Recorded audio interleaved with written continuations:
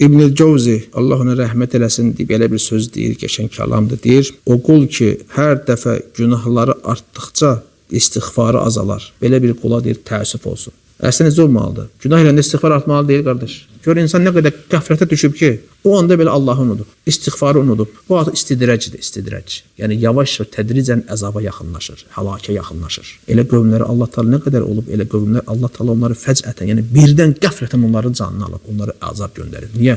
Günahlar içində qərq olublar, unudublar. Allah Teala onları qəflətən yaxalayıb. Belə ayələrlə çoxdur. Hədisdə də gəlir. Deyir, bir qulu deyir, nemət gəlməklə yanaşı günah edən görsən, nemətlər artır. Lakin bununla yanaşı deyir, günah etdiyini görsən, Allaha asiliyi çoxalsa, deyir ki, bu istidracdır, deyir. Tədricən əzaba yaxınlaşır. Qəflətən Allah Teala əzaba düçar edəcək.